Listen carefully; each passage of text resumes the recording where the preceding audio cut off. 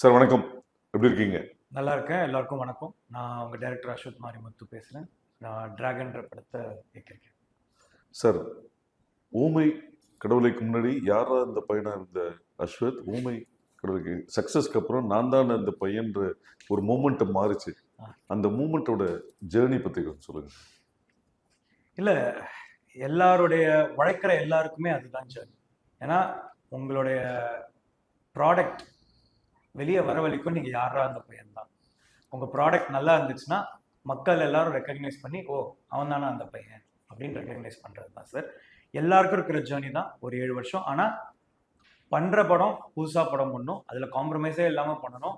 கிடைச்ச பட்ஜெட்ல 3 கோடிக்கு பண்ணப்பட்ட படம் தான் ஓமை கடவுளே. ஓமை கடவுளையில வந்து கிடைச்ச எக்ஸ்பீரியன்ஸ் வந்துட்டு நான் ஷார்ட் ஃபிலிம் பண்ணிட்டு இருந்த காலம், நாளைய இயக்குனரில் ஷார்ட் ஃபிலிம் பண்ணிட்டு இருந்தேன். ஒரு 8-9 ஷார்ட் ஃபிலிம் அந்த இதுக்கே பண்ணியிருக்கேன். அதுக்கப்புறம் கெயின் பண்ண எக்ஸ்பீரியன்ஸ், அதுக்கப்புறம் படித்த விஷயங்கள், அதுக்கப்புறம் நிறைய பேரை ஃபாலோ பண்ணது, செல்ஃப் லேர்னிங் நிறையா பண்ணது, அது எல்லாமே சேர்ந்து தான் ஒரு 7 வருஷம் உழைப்பு ஓமை கடவுளே. அந்த ஓமை கடவுளை கொடுத்த பிளாட்ஃபார்ம் அமைச்சு கொடுத்தது தான் டிராகன். அதுக்கப்புறம் பண்ணுற எஸ்டிஆர் சார் படமாக இருக்கட்டும், தெலுங்குல பண்ண படங்களாக இருக்கட்டும், எல்லாமே. சார், இப்போ பொதுவாக டிராகன் சொல்லும் போது அந்த டிராகன் வந்து சக்தி வாய்ந்தது, அறிவானது, இரக்கமானது, மாயை உள்ளது, தனித்துவமானது, பயங்கரமானது கூட சொல்லுவாங்க. ஆனா சைனா பொறுத்த வரைக்கும் ஒரு செல்வமும் பாதுகாப்புக்கும் குறிக்கும் மரபுகளாக சொல்லப்படுது. இந்த டிராகன் எப்படிப்பட்டது? நீங்க ஃபர்ஸ்ட் ஒன்று சொன்னீங்கல்ல டிராகன், அது சம்வேர் நீங்க சொல்ற எல்லாமே டெஃபினேஷன் இந்த கேரக்டர்ல இருக்கு. கொஞ்சம் அராஜகமானது டிராகன், கரெக்டா? டிராகனை பார்த்தாலே கொஞ்சம் ஃபயரா இருக்கும். இது அந்த டிராகன்ற இதை வந்து ஒரு காலேஜுக்குள்ள அடைச்சா எப்படி இருக்கும், அந்த மாதிரி ஒரு விஷயம் தான் இந்த ஹீரோட கேரக்டர். ஒரு ஃப்ளாஸ் நிறைஞ்ச ஒரு இடத்துல என்ன சொல்றது, இப்போ டிராகன் பார்த்தாலே உங்களுக்கு ஒரு அட்டென்ஷன் கிடைக்கும்ல, அந்த மாதிரி இப்போ ஒரு காலேஜில் இருக்கிற ஒரு பையனுக்கு நிக் நேம், இப்போ ஒரு கெத்தான ஒரு பையனுக்கான நிக் நேம் தான் டிராகன். அது ஏன் டிராகன் அப்படின்றது படத்தில் பார்த்து தெரிஞ்சுக்கோங்க. அது ரொம்ப அழகான ஒரு விஷயம், ஆடியன்ஸ் வந்து என்டர்டெயின் ஆகிற மாதிரியான ஒரு விஷயம். அதை நான் பிரேக் பண்ண விரும்பல. பட் அந்த டிராகன்ற பேருக்கு பின்னாடி அது இருக்கு. பட் அந்த டிராகன்ற கேரக்டர் வந்துட்டு ரொம்ப ஒரு ஃபயரா இருக்கணும் அப்படின்றதுனால அந்த பேர். இப்போ பாம்புன்னு ஒரு கேரக்டர் பேர் வைக்கிறோம்னு வச்சுக்கோங்களேன், பாம்பு, காட்டுப்பூச்சி அப்படிலாம் வைக்கிறோம்னா அந்த கேரக்டருக்கான ஒரு இது இருக்கு, குணாதிசயம் இருக்கு. என் ஃப்ரெண்டு ஒருத்தன் பேர் பாம்பு, ஏன்னா வந்து கொஞ்சம் நெட்டையா கொஞ்சம் நெளிவாவே தான் இருப்பான். ஆனால் இந்த கேரக்டர் வந்து கொஞ்சம் ஒரு ஃபயரான கேரக்டர். ஸோ அது டிராகன். அது ஏன் அந்த டிராகன் உருவாகிறதுன்றதுல ஒரு அழகான ஒரு விஷயம் இருக்குது. தேட்டரில் நீங்கள் எக்ஸ்பீரியன்ஸ் பண்ணால் நல்லா. சார், இப்போ புஷ்பா வந்த போது, புஷ்பா சொல்லும் போது சொன்னாங்க புஷ்பன்றது ஃப்ளவர் இல்லை ஃபயர் சொன்னாங்க. அது மாதிரி ஒரு லைன்ல டிராகன் சொன்னா ஒன் லைன்ல என்ன சொல்லுவீங்க? டிராகன்றது ஒரு youth fire. Dragon youth fire. Fine sir. Ashwath Marimuthu உங்க பேர். அஸ்வத்னா a one who is strong like a ஹார்ஸ்ன்னு சொல்லுவாங்க. அஸ்வத்தோட மீனிங் உங்களை நீங்க ஸ்ட்ராங்கா சொல்லணும்னா எந்த குவாலிட்டி சொல்லுவீங்க? கன்சிஸ்டன்சியா, ஸ்டெபிலிட்டியா, டீப் விஸ்டமா, இல்லை என்டூரன்ஸா? ஏன்னா பகவத்கீதையில வந்து சாப்டர் 15 வெர்ஷன் 1ல கிருஷ்ணர் வந்து அந்த ஒரு விஷயம் சொல்லியிருக்காரு அஸ்வத்தை பத்தி. சோ நீங்க உங்களை நீங்க எப்படி டிஃபைன் பண்ண? கிட்டத்தட்ட ஹார்ஸை குறிக்கிறது தான் நினைக்கிறேன். அஸ்வத்தாமா பூஜை அப்படின்லாம் இருக்கு. பட் என்ன நான் எதுன்றது சொல்லுவேன்னா, ஓப்பன் ஐ மீன் மனசுல இருக்கிறது அப்படியே பேசுறது. I think that is Ashwath. அதாவது யாருக்குமே தப்பு நினைக்காம எல்லாரும் நல்லா இருக்கணும், நம்மளும் நல்லா இருக்கணும்னு நினைக்கிற கேரக்டர். அதை எப்படி சொல்லலாம்னா, ஒர்க் வைஸ்ல சொல்லணும்னா கன்சிஸ்டன்சி. சார், இப்போ உங்க அசோசியேஷன் வித் ஏஜிஎஸ், அதாவது ஃபர்ஸ்ட் படம் வித் ஏஜிஎஸ், உங்களோட 2வது படம். ஸோ இந்த 2வது படம் முடியறதுக்குள்ள அதே கம்பெனியில 3வது படம் ஜஸ்ட் அனௌன்ஸ்மெண்டா இல்லாம ஒரு போஸ்டரோ ஒரு டைட்டிலையோ தெரிக்க விட்டுட்டீங்க. ஸோ உங்களுக்கும் அகோரம் சார், கணேஷ் சுரேஷ் சார், அவங்களோட டிராவல் பத்தி, ஏஜிஎஸ் பத்தி. கல்பாத்தி அகோரம் சார் வந்துட்டு எனக்கு தெரிஞ்ச லைஃப்ல கிடைச்சிருக்கு இப்போ ஒரு மென்டர் மாதிரி வச்சுக்கோங்களேன். அதாவது ஒருத்தர்கிட்ட போயிட்டு நான் நாமளா இருக்க முடியுது ஒரு ப்ரொடியூசர் கிட்ட. அந்த ப்ரொடியூசர் வந்து நம்ம எது பண்ணாலும் தட்டி கொடுக்குறாரு. நல்லா இல்லாத விஷயத்த அவர்கிட்ட கொண்டு போனது இது வரைக்கும் இல்லை. அதே மாதிரி ஒரு விஷயம் நல்லா இருக்குன்னா அவர் வந்து அது வந்து வேணாம்னு சொன்னதே இல்லை. இப்போ இந்த இடத்துக்கு ஒரு பட்ஜெட் தேவைப்படுது அப்படின்னா அவர் வந்து நான் டேரக்டர் சொன்னா கரெக்டாக இருக்கும்னு இது பண்ணிப்பார். அவருக்கு தேவை கதை. அவருக்கு பிடிச்சிச்சுன்னா அவ்வளவுதான். அதே மாதிரி அவர் வந்து இந்த ஹாலிவுட்ல கதை கேட்குற மாதிரிலாம் கேட்க மாட்டார். அவர் வந்து இப்போ நம்ம ஒரு பட்டுக்கோட்டையில, மேட்டூர்ல, சேலம்ல, தாராபுரத்துல, ராசிபுரத்துல இந்த மாதிரி ஒருத்தர் வந்து படம் பார்க்குறவனுக்கு இந்த படம் பிடிக்குமா அப்படின்ற ஒரு வெகுஜன மக்களை ரெப்ரசென்ட் பண்றது தான் அகோரம் சார். அந்த அவரை சாட்டிஸ்ஃபை பண்ணிட்டாலே காமன் ஆடியன்ஸை சாட்டிஸ்ஃபை பண்ணிடலாம் அப்படின்றது என்னுடைய இது. ஸோ அதே மாதிரி இப்போ ஏஜிஎஸ் 26 பண்ணிட்டு இருக்கும் போதே ஏஜிஎஸ் 27 அவங்க அனௌன்ஸ் பண்றாங்க படம். இத்தனைக்கும் அவங்க படம் கூட ஃபைனல் அவுட் பார்க்கல, அதுக்கு முன்னாடியே படம் இப்போ டிராகன் இன்னும் ஷூட்டிங் போயிட்டு தான் இருக்கு. அனௌன்ஸ் பண்றாங்கன்னா அது ஒன்றும் அவங்களோட பெருந்தன்மை, இன்னொன்று அந்த டைரக்டர் மேலே வச்சிருக்க, ஐ மீன் என் மேலே வச்சிருக்க நம்பிக்கை. ஏதோ ஒரு வகையில் அவங்க காசை வேஸ்ட் பண்ணாமல் கொடுத்த பட்ஜெட்டில், சொன்ன டைமில், சொன்ன நம்பர் ஆஃப் டேஸில் சொன்ன மாதிரி படம் எடுத்து சொன்ன மாதிரியே அவங்க படத்தை எடுத்து கொடுத்தன்றதுல அவங்க ஹாப்பியாக இருந்திருக்காங்கன்னு நினைக்கிறேன். என்னோட சின்சியாரிட்டியை பார்த்துருக்காங்க, அதுக்கான ரெக்கக்னிஷன் தான் அடுத்தது. உங்க travel with creative producer Archana and Aishwarya. Archana ma'am வந்துட்டு அதான் இப்போ அகோரம் சார் கிட்ட எதுவுமே ஸ்ட்ரைட்டா போகாம, சரி அவர்கிட்ட போனா இது கொஞ்சம் நடக்காது அப்படின்னா நான் ஃபர்ஸ்ட் எடுக்கிற ரூட் வந்து Archana ma'am. Archana ma'am convince பண்ணா அவங்க போய் எப்படியாவது அகோரம் சாரை கன்வின்ஸ் பண்றாங்க. அதே மாதிரி அர்ச்சனா மேம் வந்துட்டு ஆல்மோஸ்ட் சிமிலர் ஏஜ் அண்ட் அந்த ஒரு இது இருக்கிறதுனால have a very sisterly feeling towards sir. And அவங்க வந்துட்டு எப்படி சொல்றதுன்னா, whatever is needed for the film Archana ma'am will do it. And if you are doing anything new she will appreciate. இப்போ சிலதெல்லாம் கொஞ்சம் இப்போ ஃபார் எக்ஸாம்பிள் நம்மளோட promo video இருக்குல்ல, அனௌன்ஸ்மெண்ட் வீடியோ, எந்த வீடியோ பண்ணுவோம்ல, அந்த வீடியோ வந்துட்டு இது அஸ்வத் இது வேணாமே, இது கொஞ்சம் ஏதாவது கான்ட்ரவர்சி ஆகிடும் அப்படிலாம் அவங்க பார்க்கல. அவங்க அதை பார்த்து என்ஜாய் பண்ணி ஒரு நார்மல் ஒரு இதுவாக அவங்க டேலண்ட்டை ரெக்கக்னைஸ் பண்ணுற விதம் வந்து எனக்கு ரொம்ப உதாரணத்துக்கு அந்த கதிர ப்ரோமோ கூட. ஆமாம், அந்த ப்ரோமோ தான் அதுதான் சொல்கிறேன். அண்ட் அர்ச்சனா மேம் கிட்ட என்னன்னா, you can you can Sheel இப்போ நம்ம ஏதாவது ஒரு விஷயம் வேணும்னா அவங்கள கன்வின்ஸ் பண்ணணும்னா Sheel also have our thought. அதுலேருந்து நான் ஆக்சுவலாக நிறைய எடுத்துக்கலாம், இன்சைட்ஸ் எடுத்துக்கிட்டு ஓகே இந்த டைரக்ஷனில் போவேன்னா அப்படி அந்த மாதிரி சில விஷயங்கள்லாம் எங்களுக்குள்ள நடந்திருக்கு. And if something is very much needed அவங்கள வந்து இப்போ வெங்கட் மாணிக்கம் சார்கிட்ட வந்து நடக்கலைன்னா நான் அர்ச்சனா மேம் கிட்ட வந்து கேட்டு அதை ஓகே பண்ணுறேன். ஸோ ஷீ இஸ் தட் என்ன சொல்கிறது with one person whom as also அவங்க ஒரு விமன் ப்ரொடியூசர்ன்றதுனால எனக்கு இன்னும் அது எனக்கு ஒரு அழகாக இருக்குது அந்த ரிலேஷன்ஷிப்பு. ஏன்னா என்னோட ஃபர்ஸ்ட் படமும் ஒரு விமன் ப்ரொடியூசர் அண்ட் இவங்களும் வந்து ஒரு விமன் ப்ரொடியூசர். இவங்க கூட வந்து பேசும்போது இது பண்ணும்போது அந்த lot of respect that the show அந்த டைரக்டர் இருக்குல்ல, அது ரொம்ப அழகு. அண்ட் சில விஷயம்லாம் அவங்க என்ஜாய் பண்ணுறதை பார்த்தாலே அழகாக இருக்கும். நீங்கள் அர்ச்சனா மேம் கிட்ட சில விஷயம் போட்டு காமிச்சு அவங்க என்ஜாய் பண்ணுறதை பார்த்தாலே ரொம்ப அழகாக இருக்கும். And coming to associate creative producer Aishwarya வந்து ரொம்ப ஃப்ரெண்டு மாதிரி. இப்போது இது அவங்க வந்து இன்ஃபேக்ட் அவங்க ரொம்ப ரொம்ப ஸ்வீட். அவங்க வந்து இப்போ இவங்க கிட்ட ஒரு சீனியாரிட்டி இருக்கு, ஐஸ்வர்யா கிட்ட வந்து அந்த சீனியாரிட்டி இல்லாமல் மோர் லைக் ஒரு ஃப்ரெண்டா பழகக்கூடிய ஒரு இது. செட்டுக்கு அவங்க அடிக்கடி வருவாங்க அண்ட் லைக் த வே அவங்க தர அந்த அன்பு இருக்குல்ல அண்ட் த ரெஸ்பெக்ட். என்னன்னா AGS as a whole first thing இங்கே ஏன் படம் நம்மளால பிடிச்ச மாதிரி நமக்கு ஆசைப்பட்ட மாதிரி பண்ணுறதுனா, ஒன்று தேர்ஸ் நோ இன்டர்ஃபரன்ஸ், செகண்ட் அவங்க டேரக்டரை ரெஸ்பெக்ட் பண்ணுற விதம் எல்லாருமே அனுபவிக்கணும். இங்கே எல்லா டேரக்டர்ஸும் இங்கே படம் பண்ணணும்னு எனக்கு ஆசை. நல்ல கண்டென்ட் வச்சுட்டு படம் பண்ணணும்னு நிறைய பேர் ஏஜிஎஸ்ல படம் பண்ணணும்னு எனக்கு ஆசை. ஏன்னா உங்களுக்கு அப்போ தான் நீங்கள் டேரக்டராக ஃபீல் பண்ண முடியும். எனக்கு பர்சனலாக சொல்கிறேன். வெங்கட் மாணிக்கம் சார் வந்துட்டு இந்த இவர் ஒருத்தர் இருப்பார் இல்லையா, அதெல்லாம் முடியாது பாட்டு ஒருத்தர் இருப்பார் இல்லை, ஆனால் அவர் இருக்கிறதுனால தான் இந்த ப்ரொடக்ஷன் ஸ்மூத்தாக நடக்குது. ஏன்னா அவர் ஒரு ப்ராப்பர் சினிமா பர்சன். அதே மாதிரி அவரை வந்து ரொம்ப டஃபஸ்டான இதில் வந்து எது வேணுமோ அவர் வந்து நிற்பார். அதே மாதிரி இப்போ நம்மளை பற்றி செட்டில் எடுத்து ப்ரொடியூசர்கிட்ட சொல்றது, இப்போ நம்மளை பற்றி கரெக்டாக ஆமாம், இப்போ ப்ரொடியூசருக்கு என் மேலே அவ்வளோ ரெஸ்பெக்ட் இருக்குன்னா அது காரணம் வெங்கட் மாணிக்கம். ஏன்னா அவர் தான் செட்டில் ஒரு நாளும் இந்த டேரக்டர் எப்படி நம்மளை வந்து வேஸ்ட் பண்ணாமல் டைம் இது பண்ணுறாரு, ரெஸ்ட்டே எடுக்காமல் ஒர்க் பண்ணுறாரு, அவர் எப்படி வந்து எல்லாரையும் வேலை வாங்குறாரு, எல்லாரையும் எப்படி அன்பா நடத்துறாரு, எல்லாமே ஒரு ப்ரொடக்ஷன் பார்ப்பாங்க. அது எல்லாத்தையுமே எடுத்துட்டு போய் சேர்க்கிற ஒரு தூதுவன் தான் வந்துட்டு ஏஜிஎஸ்க்கு வந்து வெங்கட் மாணிக்கம். பட் அவர் உங்க மேல ஒரு குற்றச்சாட்டு சொன்னாரு. என்ன சொன்னாரு? நீங்க கேரவனுக்கு போறது இல்ல, ஆமா, யாரையும் ரெஸ்ட் எடுக்க விடுறது இல்ல, வேலை வாங்குறது தான் குறியா இருக்காரு, ப்ரொடியூசர்ஸ்க்கு ரொம்ப ஃபேவரா ரொம்ப மாங்குன்னு வேலை செய்யறாருன்னு ஒரு எக்ஸிகியூட்டிவ் ப்ரொடியூசர் ஒரு டைரக்டர் சொல்றதே ஒரு ஆமா, அவர் நல்ல அதை விஷயம். கம்ப்ளைண்டா சொல்லியிருக்க மாட்டாரு.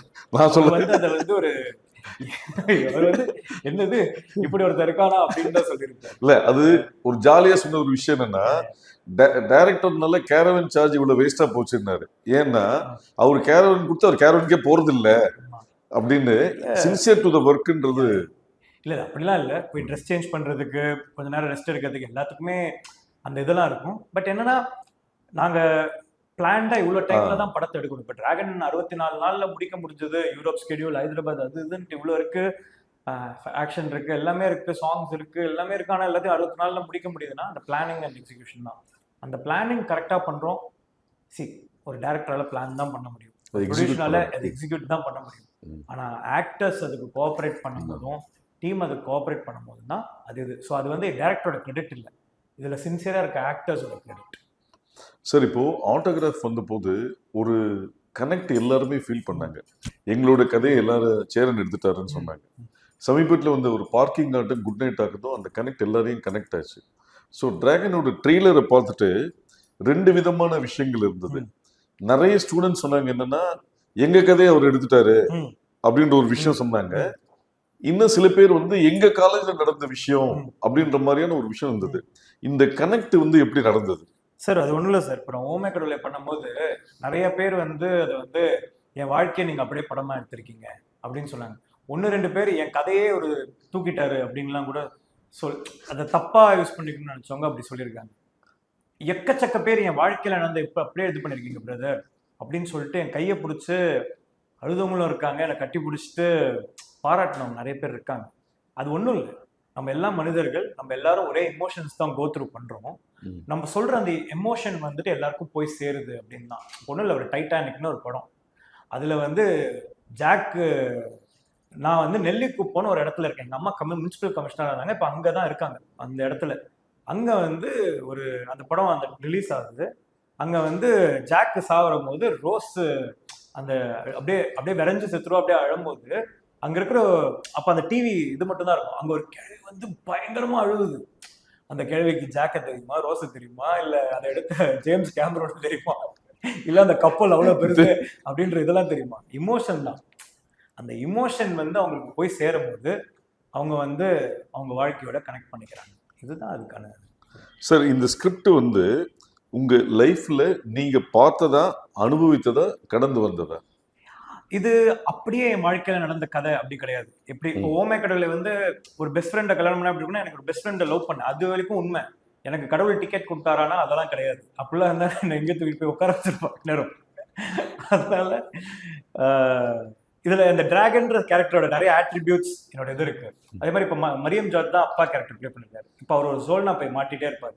அது ஒரிஜினல் எங்க அப்பாவோட சோல்னா போய் அதை எடுத்துட்டு வந்து இந்த படத்துல வச்சிருக்கேன். அந்த கேரக்டர் வந்துட்டு அவர் நிறைய ரெசனேட் பண்ணும். ஒரு ரொம்ப ரொம்ப வெள்ளந்தியான ஒரு ஆளு அப்படின்னு அவர் பார்க்கும்போது உங்களுக்கு அப்படியே அது ரெசனேட் பண்ணும். இப்போ சித்ரான்றது எங்க அம்மா பேர், அதனால சித்ரான்னு வச்சிருக்கேன். இப்போ ஃப்ரெண்ட்ஸ் அந்த கேங் இருக்கும் இல்லையா, அதுல ஒருத்தன் பேர் அன்பு, பாம்பு, இவங்கெல்லாம் வந்து அப்படியே இந்த பேச்சுலர் ரூம் மாதிரி கிரியேட் பண்ணி கண்டென்ட் வேற போயிட்டே இருக்கும். பட் இந்த நம்ம லைஃபோட நம்ம பார்த்த விஷயங்களோட அதை இது பண்ணும்போது, இப்போ நான் ட்ரிப்ளிகேன்ல தான் பிறந்தேன். ட்ரிப்ளிகேன்லயே அதே இடத்துல அதே லொகேஷன்லயே இந்த படத்தை ஷூட் பண்ணி. ஸோ இந்த மாதிரி சில நுவான்சஸ், அந்த ட்ரைட்ஸ் அதெல்லாம் வந்து டிராகனுக்கு இருக்கும். ஆனா மொத்தமா இது டிராகன் வந்து அப்படி இருந்தா எனக்கு தூக்கி போய் இங்க உள்ள வச்சிருவாங்க. சார் இந்த ஜார்ஜ் மரியம் மாதிரி ஒரு அப்பா கேரக்டரை நீங்க சந்திச்சிருக்கீங்களா சார்? எங்க அப்பா அம்மாவோட மிக்ஸ் தான் ஜார்ஜ் மரியம். நீங்க படம் பார்க்கும்போது யூஸ்வலா படம் எடுப்பாங்க சார், எப்படி எடுப்பாங்கன்னா அவங்க படத்துல அவங்க பட்ட கஷ்டத்தை வந்து படத்துல படமா எடுத்திருப்பாங்க.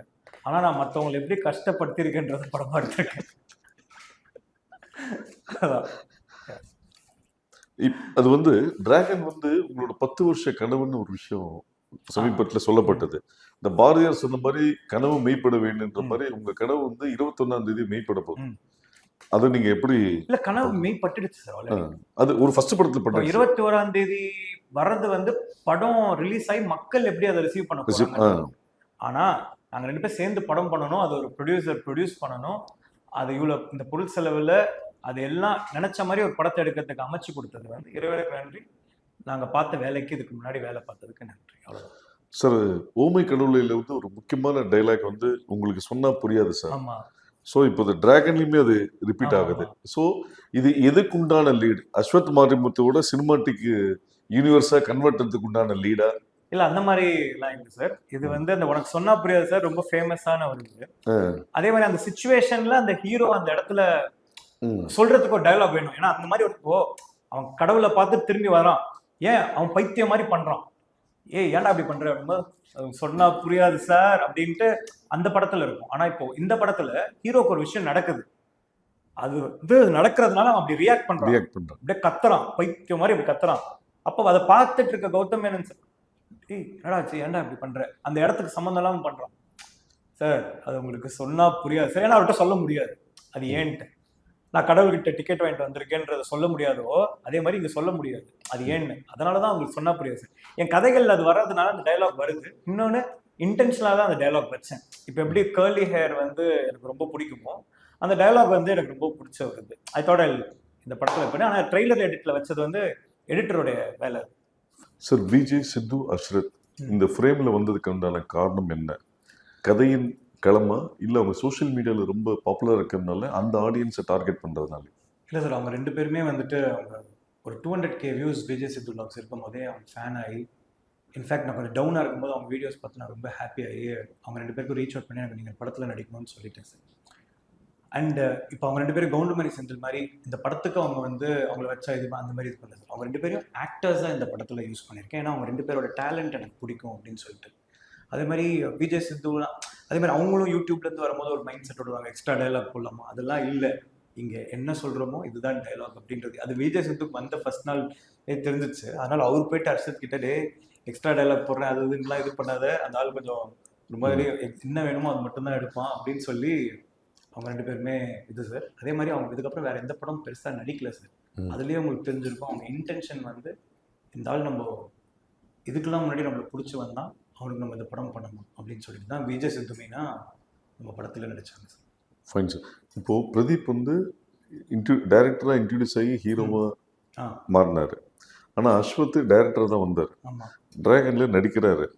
ஸோ நெக்ஸ்ட் டிரான்சிஷன் ஹீரோவா? அதெல்லாம் இல்லை சார். நான் வந்து சூழ்நிலை காரணத்தினால தான் இந்த படத்தில் நடிக்க வேண்டியதாக போச்சு. அண்ட் படத்தோட லாஸ்ட் டே அதுதான். ஆக்சுவலாக வேற ஒரு ஆக்டர் நடிக்கிறதா இருந்தது, ஆனால் ஒரு சில சுச்சுவேஷன்ஸ்னால அவரால் அதை பண்ண முடியல. இப்போ அந்த டைமில் தான் அந்த ப்ரோமோ வீடியோ ரிலீஸ் ஆயிருந்தது. அதனால என் டீம் பிரதீப் எல்லாருமே ப்ரோ நீங்களே அதை பண்ணிட்டீங்கன்னு கன்வின்ஸ் பண்ணதுனால அந்த கேரக்டர் நான் பண்ணேன். மற்றபடி நடிக்கிற இதெல்லாம் இல்லை சார். பட் யாராவது நான் ரொம்ப நம்புறவங்க நிஜமாலே நான் வேணும்னு கேட்டாங்கன்னா போய் நடிச்சு கொடுத்துட்டு வருவேன் சார். Super sir. இல்லை மிஷ்கின் வந்து ஒரு டைலாக் சொல்லியிருப்பாரு, இந்த காலேஜ் லைஃப்ல வந்து இவன் கெத்தா இருப்பான், ஆனால் இதே டோன்ல வெளில போனா ஒரு நாய் கூட மதிக்காது என்பது. அதோட வீரியத்துக்கு என்ன காரணம், எதோட பாதிப்பு அது? என் லைஃப்லயே நடந்திருக்கு சார். நான் காலேஜ்ல இருக்கும்போது எல்லாரும் எனக்கு எத்த பார்ப்பாங்க, என் கூட நிறைய பேர் இருப்பாங்க, நிறைய பேர் என் கூட ஃப்ரெண்ட்ஸாக இருந்தால் வெளியே தெருவுலாம் இருப்பாங்க. ஆனால் காலேஜ் விட்டு வெளியே போனால் எனக்கு ஒரு 2-3 ஃப்ரெண்ட்ஸ் எங்கே இருந்தாங்களோ அவனுக்கு மட்டும்தான் அப்படியே என்னை பார்த்துக்கிட்டு அவனுக்கு இருந்தானுங்க. பட் வெளியே வரும்போது தான் ரியாலிட்டி புரிஞ்சது. காலேஜ் விட்டு வெளியே காலேஜுக்குள்ளே நீங்கள் எவ்வளோ பெரிய இந்த இதெல்லாம் பண்ணாலுமே வெளியே அந்த ரியாலிட்டியை ஃபேஸ் பண்ணும்போது தான் நம்ம எவ்வளோ பெரிய ஜீரோன்றது தெரியும். என்னால் அதை ஃபீல் பண்ண முடிஞ்சது. அதுதான் இந்த கேரக்டரில் நான் அப்படியே அதை ஸ்ட்ராங்காக சொல்லியிருக்கேன் சார். இந்த உங்களோட ஃபர்ஸ்ட் படமாகட்டும் இந்த படமாகட்டும், இந்த ட்ரெய்லரில் வச்சு ஒரு விஷயம் என்ன ஜட்ஜ் பண்ணாங்கன்னா, இதில் வந்து விஷுவல் ட்ரீட் இருக்கு, கனெக்டிவிட்டி இருக்கு. அதை மீறி இந்த படத்தோட வசனங்கள் வந்து ரொம்ப பாதிப்பை ஏற்படுத்துதுன்றது ஓவராலா சொல்லப்பட்ட ஒரு விஷயம். இன்னைக்கு இருக்கிற ட்ரெண்ட் வந்து ஒரு செலிபிரிட்டி வச்சு ட்வீட் பண்ணணும் அப்படின்னு, அது இல்லாம ஆர்கானிக்கா ரிலீஸ் அந்த 10 ஹவர்ஸ்ல பெரிய லெவல்ல ரீச் ஆச்சு. இதுல குறிப்பிட்டு நிறைய பேர் சொல்ற விஷயங்கள் என்னன்னா, அந்த ஜார்ஜ் அவர் சொல்றாரு, என்கிட்ட சம்பளம் வாங்கிட்டு என்கிட்ட நீ சித்து சொல்லுவாரு கொடுக்குற, இதுதான்டா முதல் டைம் பாக்குறேன் அப்படின்றது உண்டு. ஆனா நீ நல்ல லவ்வரா இருக்கலாம், ஆனா நல்ல லைஃப் பார்ட்னரா இருக்க முடியாது. அது ஒரு விஷயம் அங்க ஜோல்ட் ஆச்சு. ரீசன் கேட்டபோது நீ ஒரு ஃபெயிலியர் ராகவன் அப்படின்னு ஒரு விஷயம் வந்தது. அப்புறம் அவர் சொல்லுவார், கையாடு சொல்ல, நான் தப்பா முடிவு எடுத்துட்டேன் போது உங்க கேரக்டர் வந்து தப்பு பண்றதுனால ஒரு தப்பு பண்ண லைஃப் மாறுதுன்னா தப்பு இல்லைன்னு சொல்றீங்க. ஸோ இது என்ன கன்வின்ஸ் பண்ண வரீங்க? நான் இது படத்தோட போக்கில் வர டைலாக்ஸ். பட் அந்த டைலாக் இருக்கு இல்லையா, ம். ஒரு தப்பு பண்றதுனால லைஃபே மாறணும்னா அந்த தப்பு பண்றது தப்பே இல்லை அப்படின்ற கொஸ்டினை நான் மக்கள் கிட்ட வைக்கிறேன். அது கரெக்டா இல்லையான்றது. ஆனா அது கிடையாது. நம்ம பண்ற தப்பு நம்மளை திருப்பி திருப்பி துரத்தி துரத்தி அடிக்கும் அப்படின்றது தான் நான் சொல்ல விரும்புகிறேன். அப்புறம் இந்த ஒரு லவ் ஃபெயிலியர் ஆனோடனே ஸ்னேகா கேரக்டர் சொல்லுது நீங்க போதையே உன் லைஃப் ஸ்னேகா ஸ்னேகா கேரக்டர் சொல்றாங்க இதுல வந்து உன் லைஃப் கெடுத்துக்காத உனக்குன்னு ஒரு லைஃப் இருக்குன்ற போது ஸோ லவ் ஃபெயிலியர்னாலே அது போதைக்கு தான் போவான்ற மாதிரியான ஒரு விஷயம் இருக்கா? அப்படி இல்லை சார். ஃபெயிலியர்ன்றது நம்ம லைஃப்ல ஹீரோக்கு அந்த இடத்துல ஒரு விஷயம் நடக்கும், உங்களை நீங்களே அழிச்சுக்காம லைஃப்ல சக்சஸ்ஃபுல்லாக வழியை பாருங்க அப்படின்ட்டு நம்ம டவுன்ல இருக்கும்போது வேற யாரோ ஒருத்தங்க நம்ம லைஃப்ல சொல்லியிருப்பாங்க. உங்களுக்கு சொல்லியிருப்பாங்க, பார்க்குற ஆடியன்ஸ்க்கு சொல்லியிருப்பாங்க, ஏன்னா உன்னே நீயே அடிச்சுக்கிற நம்ம அப்பா அம்மா சொல்லியிருப்பாங்க. இந்த படத்துல ஒரு டாக்டர் கேரக்டர் வந்து அவனுக்கு சொல்லுது. அதுதான் அதை வந்து ஸ்னேகா மேம் மாதிரி ஒருத்தவங்க சொல்லும் போது ஏன் அது அழகா இருக்கும், நான் ஏன் அவங்களை போட்டேன் அந்த கேரக்டருக்கு கெஸ்ட் அப்பியரன்ஸா. ஒரு விமன் ரொம்ப அழகானவங்க, அவங்களும் லைஃப்ல லவ் இதெல்லாம் பார்த்துட்டு வந்திருப்பாங்க. அவங்க எக்ஸ்பீரியன்ஸை வச்சு தம்பி இதெல்லாம் நாங்களும் பார்த்துருக்கோம், ஆனா எக்ஸ்பீரியன்ஸ்ல ஒன்று சொல்றேன் கேளு, கன்வின்சிங்கா இருக்கும்.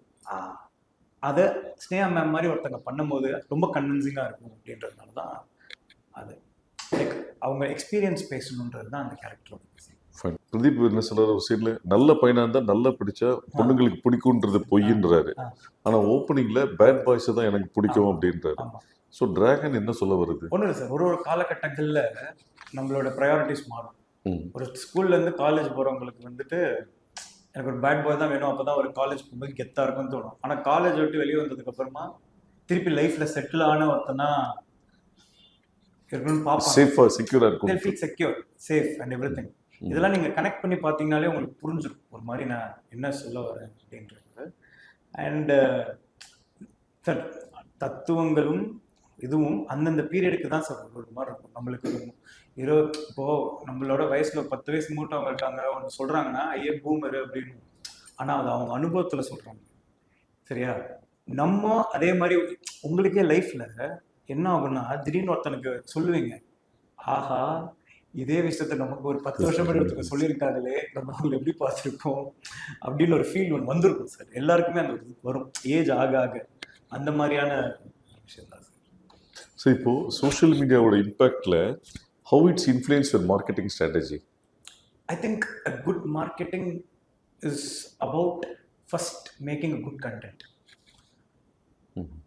அங்கதான் ஆரம்பிக்குது மார்க்கெட்டிங். அண்ட் அந்த எடுத்துட்டு கொண்டு போய் சேர்க்கிற ப்ராசஸ்க்கு வந்துட்டு இப்போ சோஷியல் மீடியாவில் வந்துட்டு த இன்ஃப்ளூயன்சஸ், ப்ரெஸ், மீடியா, அவங்க எல்லாருமே வந்து ஒரு நல்லா இருக்க விஷயத்த அவங்களால தப்பாக ப்ரொஜெக்ட் பண்ணவே முடியாது.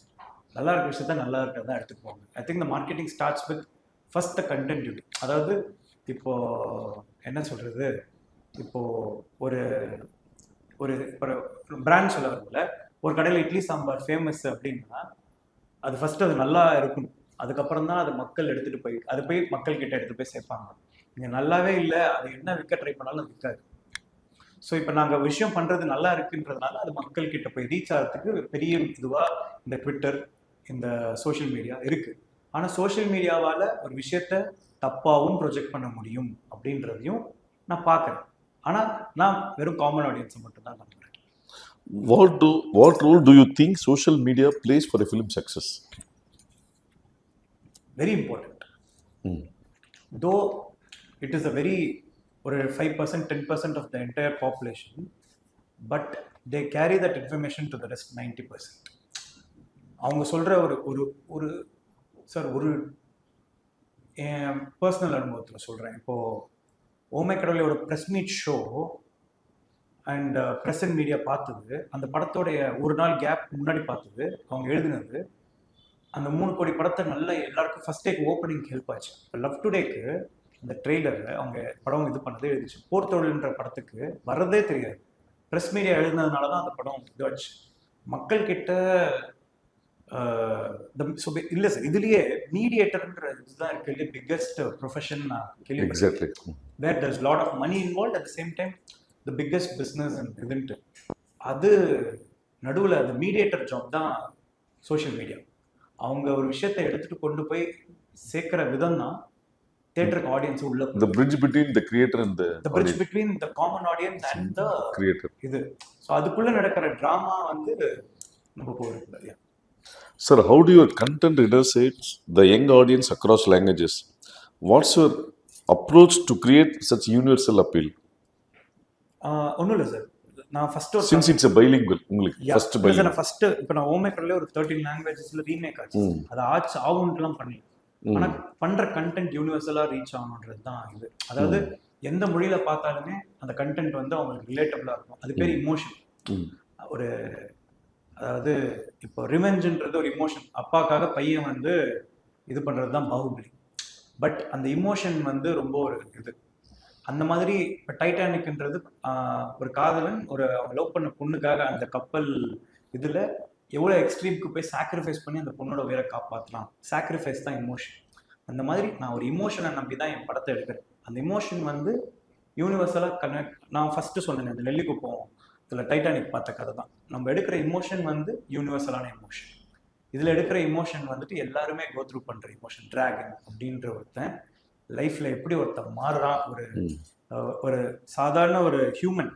தப்பும் ரைட்டும் நிறைஞ்சவன் தான் சார் ஹியூமன். நான் நினைக்கிறது ஹியூமன்றவன் வந்து புனிதமான ஒருத்தன் கிடையாது. அவன்ல வந்து கெட்டதும் இருக்கு நல்லதும் இருக்கு. ஆனா ஒரு பாயிண்ட்ல வந்து அவன் ஒரு ஹீரோவா மாறும்.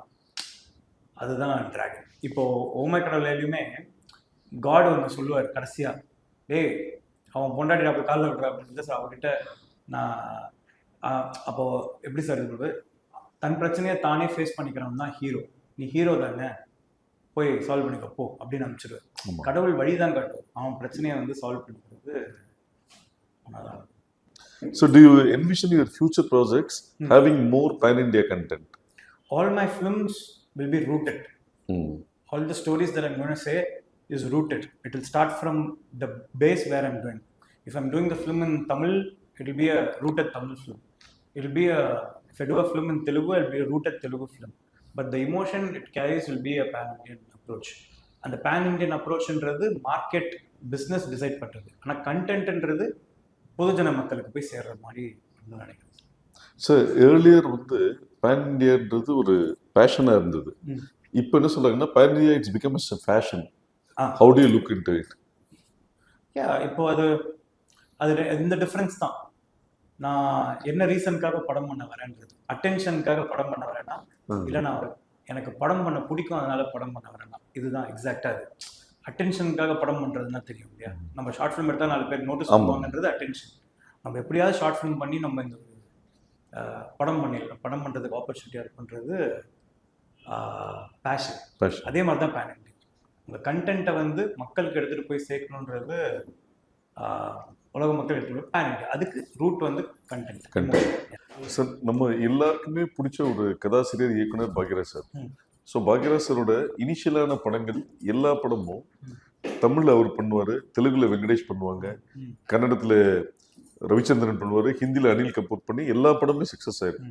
ஸோ அதுதான் இப்போ பேன் இண்டியாவா கன்வெர்ட் ஆயிருக்குன்னு நீங்க நினைக்கிறீங்க? ஆக்சுவலா பேன் இண்டியால என்னன்னா சார், முன்னெல்லாம் வந்து ஒரு லாங்குவேஜ்ல பண்ற படம் வந்து வேற்றுமொழி ஆட்களுக்கு தெரியாதுன்றதுனால ரீமேக்ன்ற கல்ச்சர் இதுவா இருந்து நல்லா போச்சு சார். இப்ப எனக்கே ஓமை கடவுளை வந்து நான் தெலுங்குல பண்ணும்போது அங்க இருக்கிற ஆடியன்ஸ் எல்லாருமே அதை ஆல்ரெடி ஓமை கடவுளை பார்த்துட்டாங்க. அதுவும் அவங்க ஆக்டர்ஸோட பார்க்கும்போது என்ஜாய் பண்ணாங்க. தவிர ஒரு டேரக்டரா நம்மளுக்கு எந்த விதமான ஒரு இதுவுமே இல்லை. இவர் ஓமை கடவுளை பண்றது தானே இதுல என்ன இருக்கு அப்படின்னு தான். And also all the stars all the people. இப்போ நான் டு பி ஹானஸ்ட் நான் கில்லி வந்து கில்லியா பார்த்தேன் சார். தர்லி சார், விஜய் சார் ஒக்கடுன்னு ஒரு படம் வந்திருக்குன்னு எனக்கு தெரியாது அப்போ. பட் இப்போ வந்து உலகம் மாறிடுச்சு. இப்போ மலையாளத்துல ஒரு சின்ன படம் ரொம்ப நல்லா இருக்கு. நான் இப்போ ரைஃபிள் கிளப்னு ஒரு படம் பயங்கரமா இருந்தது.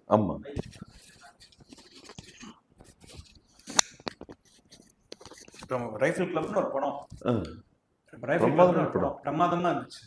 இப்போ இதை வந்து ரீமேக் பண்ணணுமா அப்படின்ற ஒரு கொஸ்டின் எல்லாருக்கும் வருது. இப்போ பேன் இண்டியா அப்படின்றது வந்து அங்கிருந்து ஒரு ஆர்டிஸ்ட் இங்கிருந்து ஒரு ஆர்டிஸ்ட் போடுறது இல்லை. Content pan India. Bhagyaraj sir வந்து pan Indian director, Balachander sir pan Indian director, Mani Ratnam sir of course pan Indian, Shankar sir of course. So இனிமேல் இங்க இருக்கிற ஆக்டர்ஸையும் அவங்க என்ஜாய் பண்ண ஆரம்பிச்சிட்டாங்க. அதனால pan Indian. So after the success and critically acclaimed ஓமை கடவுளைக்கு அப்புறம் உங்க இன்ஃப்ளூயன்ஷியல் அப்ரோச் டுவர்ட்ஸ் டிராகன் எப்படி மாறுச்சு? எப்படி இந்த இந்த ஜானர்ல இருந்து அடுத்த ஜானருக்கு எப்படி வந்தீங்க? அப்படிலாம் இல்லை சார். என்னோட டைப் ஆஃப் ஃபிலிம்ஸ் அது same. Emotionally driven character arts உள்ள படம். எப்படி ஓமே கடவுளை பண்ணணும் அதே தான் இப்பயும் அதே தான் பண்ணுறேன். நாளைக்கு STR 51 பண்ணும்போது அதே மாதிரி தான் பண்ணுவேன். Approach towards the film is the same. Technicalities மாறலாம், அது நம்மளுடைய learning. But the approach what I have for film is the same, which is feeding actors with great moments, what happened before, what happened after the scene, and getting them involved with the scene, and சொன்ன டைம்ல கரெக்டா அந்த டேல அந்த இதை முடிச்சிடணும். அதுதான் கிட்டத்தட்ட நம்ம கேஸ் ரவிக்குமார் சார் அவங்களோட பேட்டர்ன் 2.2 வருஷன் ஆஃப் கேஸ் ரவிக்குமார் அப்படிலாம் சொல்லிட்டேன் சார். அவங்களாம் லெஜெண்ட். பட் அவங்களுக்கு ஒரு இது இருந்தது இல்லையா, ப்ரொடியூசருக்கு ப்ரொடியூசர் டைரக்டர் ப்ரொடியூசர் முதலாளின்னு